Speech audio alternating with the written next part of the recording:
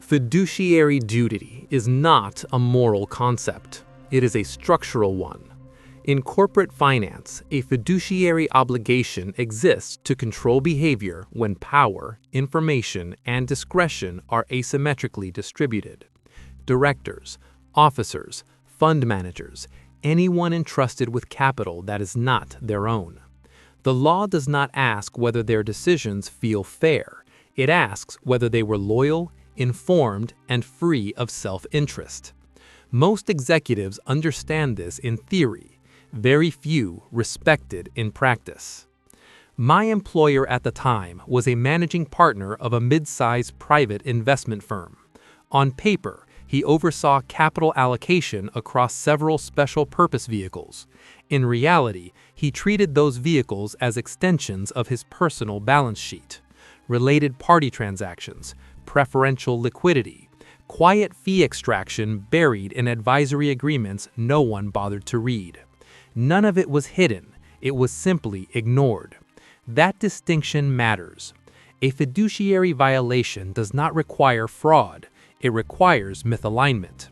When decision-making benefits the fiduciary at the expense of the beneficiaries, the breach exists the moment incentives diverge and disclosure fails. I was not looking for wrongdoing. I was building internal valuation models. Part of my role was portfolio stress testing, cash flow sensitivity, liquidity sequencing, counterparty exposure. I had full access to internal data rooms, including side letters and amendments most junior staff never see. That access created an unintended consequence. I could compare what the investors believed they owned with what the structure actually allowed. The gap was material. One vehicle held a concentrated portfolio of undervalued operating companies, solid cash flows, conservative leverage, long-duration assets.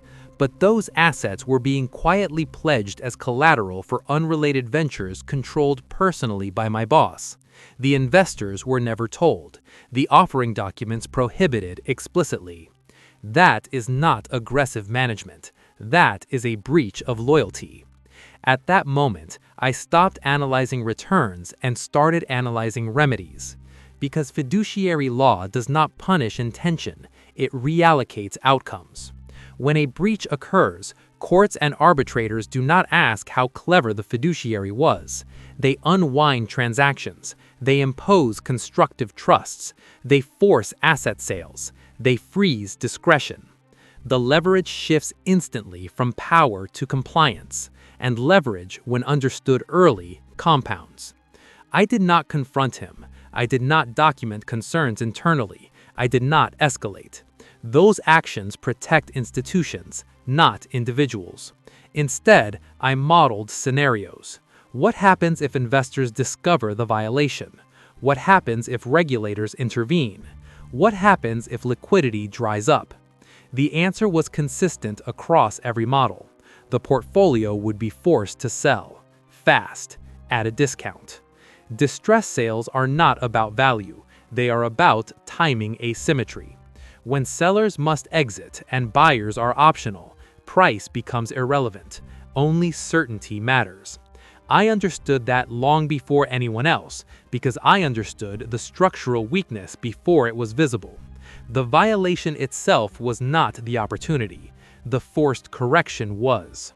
Most people believe legal risk destroys value.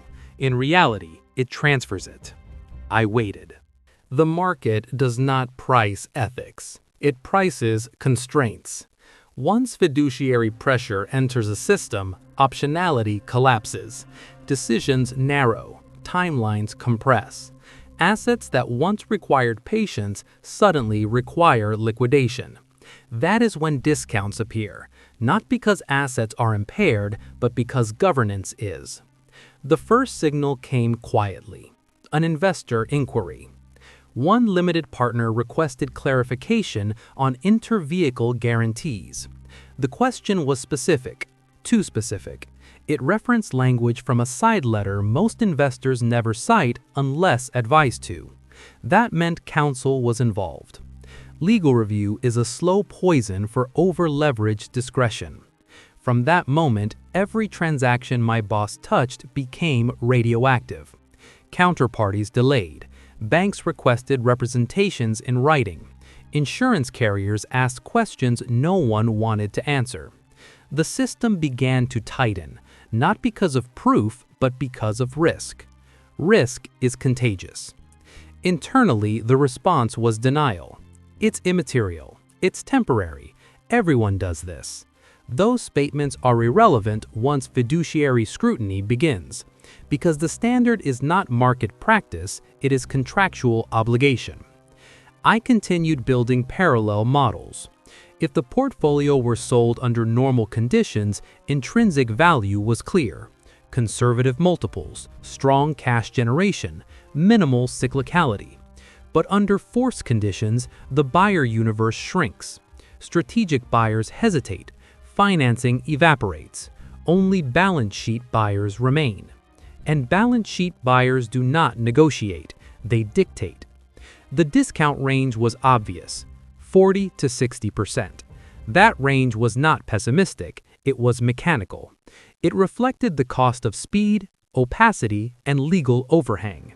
Each of those variables compresses price independently. Combined, they annihilate it. The critical insight was this: the assets themselves were clean. The violation lived above them at the control level. That meant once ownership transferred, the legal contamination stopped. The value snapped back. That is the kind of asymmetry sophisticated capital hunts relentlessly. I positioned myself accordingly. I began assembling capital quietly. Not enough to be noticed, enough to be credible. I spoke to exactly one outside partner, framing the opportunity not as distress, but as mispriced certainty. No emotion, no story, just mechanics. Then the pressure escalated. Counsel recommended ring-fencing assets. Auditors requested restatements. The board demanded liquidity buffers. Suddenly, the portfolio that was never meant to be sold had to be monetized. Urgency entered the room. That is when my boss made his mistake. He assumed the discount was temporary. He believed control could be maintained through timing. He was wrong. Once fiduciary leverage shifts, it does not revert, it accelerates. I did not exploit the violation directly, I exploited the response to it. By the time formal sale discussions began, the outcome was predetermined. The only question was who understood it clearly enough to act without hesitation. I did. When people imagine distressed transactions, they imagine chaos. In reality, they are highly procedural. Once the decision to sell was made, governance replaced bravado. External advisors were retained. Processes were formalized. Timelines were compressed. Every step reduced discretion further, which is exactly what fiduciary remediation requires. From a distance, it looked orderly. Up close, it was brittle. The mandate given to the advisors was contradictory by design. Maximize value, minimize exposure, close quickly. Those objectives cannot coexist under legal pressure. One will dominate. Speed always wins. That is where leverage crystallizes. I approached the process not as an insider, but as a disciplined buyer. No entitlement, no commentary, just compliance. I recused myself formally from internal deliberations and disclosed the potential conflict once my intent to bid was established. That disclosure mattered. It neutralized future challenges and repositioned me from participant to counterparty. Process discipline creates legitimacy. Legitimacy unlocks access. The data room confirmed what I already knew: clean operating metrics, conservative accounting, minimal contingent liabilities at the asset level. The legal contamination remained isolated at the holding structure. That meant repricing, not impairment.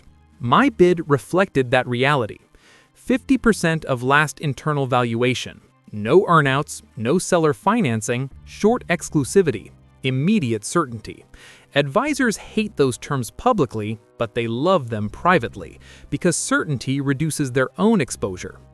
The initial response was predictable, resistance framed as principle. We believe the assets deserve more.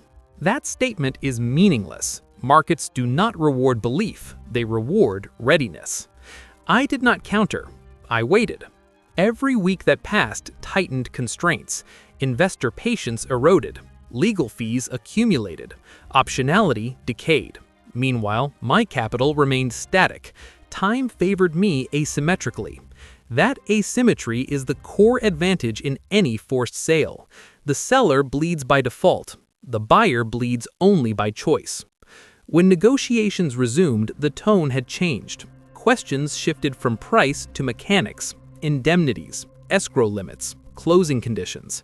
Those are not valuation discussions. They are surrender negotiations disguised as diligence. I adjusted nothing. The final agreement reflected reality, not aspiration.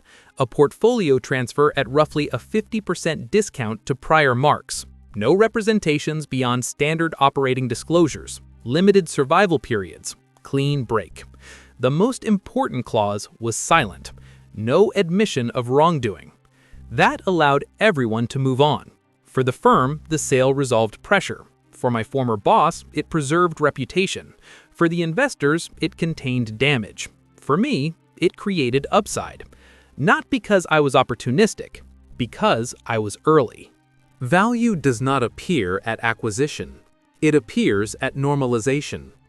The moment control transferred, the discount began reversing. Not emotionally, mechanically. Credit risk declined. Counterparty confidence returned. Management teams, no longer collateralized against unrelated ventures, refocused on operations. Nothing changed operationally. Everything changed structurally. That distinction is why the outcome was inevitable.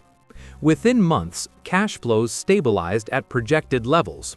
Financing terms improved. Strategic interest resurfaced. Assets that were once considered distressed were now simply owned cleanly. The irony is that none of this required intervention.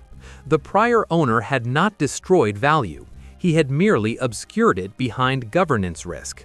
Once that risk was removed, pricing followed naturally. That is the hidden truth of fiduciary violations.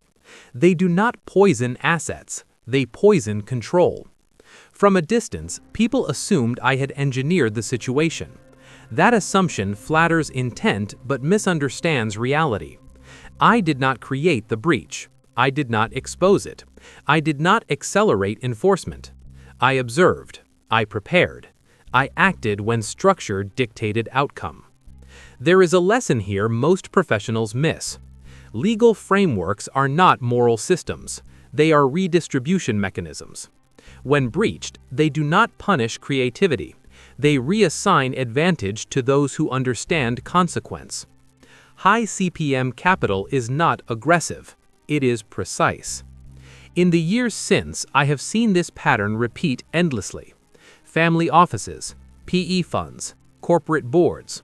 The violation is rarely spectacular. It is procedural. The consequences, however, are absolute. When fiduciary pressure enters a system, control erodes. When control erodes, discounts appear. And when discounts appear, prepared capital absorbs them. That is not revenge. It is arithmetic. Most people misunderstand why opportunities like this are uncommon. They assume fiduciary violations are rare. They are not. They assume discounts require malice. They do not. What is rare is the convergence of three conditions: access, patience, and insulation from emotion. Fiduciary breaches happen continuously across corporate structures: conflicted advisory roles, undisclosed self-dealing, improper collateralization, selective disclosure. None of these trigger immediate collapse. They sit latent, tolerated, until an external force applies pressure. The problem is timing. By the time violations become public, the discount is already priced. Regulators arrive, media follows, capital crowds in. The advantage evaporates. What remains is litigation, not opportunity. The edge exists only before exposure. That requires proximity without attachment. You must see the structure clearly, without being responsible for defending it. That balance is uncomfortable. Most insiders are either complicit or blind. Most outsiders are uninformed or late. I was neither. This is why the strategy is repeatable in theory, but rare in execution. It requires individuals positioned inside systems, but psychologically outside them. People who understand governance but are not invested in preserving appearances. That is an unstable position. Few choose it deliberately. There is also a legal misconception worth correcting. Acting on structural weakness is not exploitation, it is participation. Markets are not obligated to protect incumbents from their own governance failures. The law is explicit on this point. Fiduciary duty exists to protect beneficiaries, not fiduciaries. When breached, the remedies are designed to restore balance, not preserve pride. Buyers who step in during remediation are not predators, they are absorbers of excess risk. Risk must go somewhere. Most firms avoid these situations because they feel uncomfortable. The optics are awkward. The narratives are messy. Internal politics interfere. Capital prefers clean stories, even when the returns are lower. Sophisticated capital prefers clean exits, not clean origins. That is the distinction. Repeatability does not come from copying the transaction. It comes from recognizing the pattern. Governance slippage, delayed disclosure, legal review, constraint compression, forced monetization. When those elements align, price dislocates. The market calls it distress. It is not. It is correction. Observers often assume the risk in this transaction was regulatory. It was not. The legal outcome was largely predetermined. Once fiduciary scrutiny began, remediation was inevitable. The range of outcomes narrowed quickly. That made the legal side predictable. The true risk was psychological. Specifically, the risk that emotion would distort execution. Selling under pressure creates denial. Buying under pressure creates hesitation. Both are fatal. The only winning posture is detachment. I insulated myself deliberately. I separated identity from outcome. I did not frame the transaction as vindication, retaliation, or victory. I framed it as capital deployment under constrained conditions. That framing mattered because it eliminated bias. Bias is expensive. I also structured downside aggressively. Conservative assumptions. No leverage at acquisition. Liquidity buffers built in from day one. The goal was not optimization. It was survival without stress. That discipline removed urgency from my side entirely. Urgency is leverage's currency. As long as only one party feels time pressure, price remains asymmetric. The moment both parties feel it, equilibrium returns and advantage disappears. My primary objective was to never feel rushed. That required saying no to attractive extensions, passing on upside optionality, accepting slower normalization. All of those choices reduced short-term upside but preserved long-term dominance. Most investors reverse that logic. They chase upside and absorb fragility. I absorbed fragility only where it was already priced. There is also an ethical dimension that deserves clarity.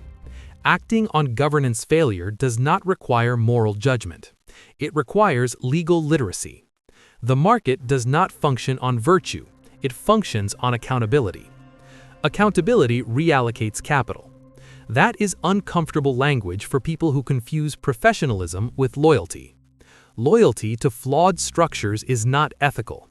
It is lazy. The law exists precisely because loyalty fails under incentive pressure. Understanding that is not cynical. It is realistic. By the time the dust settled, the narrative had already rewritten itself. The firm stabilized. The assets appreciated. Careers continued. No one spoke publicly about violations. Silence prevailed. Markets prefer quiet resolution. The only permanent change was invisible. Control had shifted. Time is the final auditor. Once the transaction closed and operational normalization began, the portfolio stopped being a story and became a spreadsheet again. That transition matters. Stories inflate fear. Spreadsheets expose reality. Within the first year, the outcome was already statistically clear. Cash flows exceeded conservative acquisition projections by a modest margin, not because performance improved dramatically, but because prior drag had been removed. Legal friction had suppressed counterparties, delayed decisions, and inflated cost of capital. Once eliminated, margins reverted to baseline. No heroics required. Valuation followed predictably. Comparable multiples normalized. Debt markets reopened. Optionality returned. The portfolio was no longer constrained capital. It was simply capital. That distinction is everything. At no point was there a need to flip assets quickly. Liquidity was sufficient. Time was abundant. Those conditions allowed for rational redeployment instead of reactive exits. Some holdings were refinanced. Others were divested selectively. A few were held without urgency. Each decision was made without pressure. From the outside, it appeared like strong management. From the inside, it was merely absence of constraint. The most revealing metric was not return on equity, it was volatility reduction. Earnings predictability improved, variance compressed. That is what governance clarity produces. It does not amplify upside, it stabilizes outcomes. Stability is undervalued because it is boring. Capital, however, prefers boring. The internal rate of return ultimately reflected the original asymmetry. Acquiring assets at a forced discount creates a permanent margin of safety. Even average execution generates superior results. Excellence becomes optional. That is the real advantage. People often ask whether the same outcome would have been possible without insider access. The answer is yes, but later. And later means cheaper information but worse pricing. By the time violations surface publicly, discounts narrow because competition enters. Early clarity beats public confirmation. This is why governance literacy is a capital skill, not a legal one. Understanding how fiduciary pressure propagates through structures allows investors to anticipate price movement before markets react. Markets are reactive. Structures are predictive. That is where durable advantage lives. There is a reason this pattern repeats while most people miss it. Professionals are trained to optimize within systems, not question them. They defend structures because their status is embedded in them. Challenging governance feels like betrayal, even when it is mathematically justified. That instinct is expensive. The central lesson is not about exploiting violations. It is about recognizing when control is fragile. Control fragility precedes repricing every time. Fiduciary pressure is simply the most reliable signal because it introduces non-negotiable constraints. When discretion collapses, price follows. This does not apply only to investment portfolios. It applies to companies, partnerships, family offices, even careers.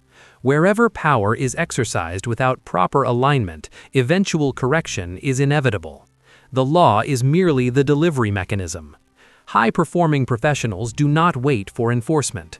They read structures early. They understand where incentives diverge. They position themselves accordingly, without drama or confrontation.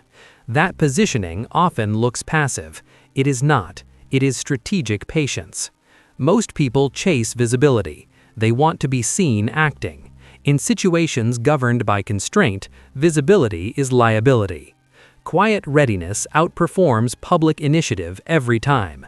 This is why the opportunity never announces itself. There is no headline that says, "Governance risk now exceeds control tolerance." There is only subtle tightening, delays, reviews, questions that sound harmless until they are not. By the time language changes, outcomes are locked. The final takeaway is simple but uncomfortable. You do not need to be more aggressive. You need to be more observant. You do not need to cause failure. You need to recognize when it is structurally unavoidable. And you do not need to outmaneuver people. You need to outlast constraints. That is how a fiduciary violation became a 50% discount, not through cleverness, not through retaliation, through understanding how systems correct themselves when pressure is applied. Markets reward those who see consequences before they arrive. Everyone else reacts afterward.